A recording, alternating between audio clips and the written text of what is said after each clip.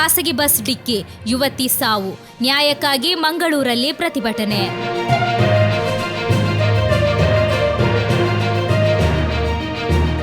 ಸ್ಕೂಟರ್ಗೆ ಖಾಸಗಿ ಬಸ್ ಡಿಕ್ಕಿಯಾಗಿ ಯುವತಿ ಸಾವನ್ನಪ್ಪಿದ ವಿಚಾರಕ್ಕೆ ಸಂಬಂಧಿಸಿದಂತೆ ಯುವತಿ ಸಾವಿಗೆ ನ್ಯಾಯ ಒದಗಿಸುವಂತೆ ಆಗ್ರಹಿಸಿ ಸ್ಥಳೀಯರು ಮಂಗಳೂರಲ್ಲಿ ಪ್ರತಿಭಟನೆ ನಡೆಸಿದರು. ಯುವತಿಯ ಮೃತದೇಹವನ್ನು ತಂದು ಪೊಲೀಸ್ ಠಾಣೆ ಎದುರು ಪ್ರತಿಭಟನೆ ನಡೆಸಿದ ಸ್ಥಳೀಯರು ಆಕ್ರೋಶ ವ್ಯಕ್ತಪಡಿಸಿದರು.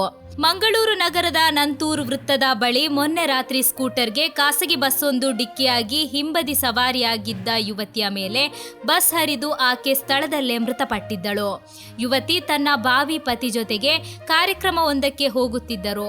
ಕೆಲ ದಿನಗಳಲ್ಲಿ ಯುವತಿಗೆ ಮದುವೆ ನಿಶ್ಚಯವಾಗಿತ್ತು.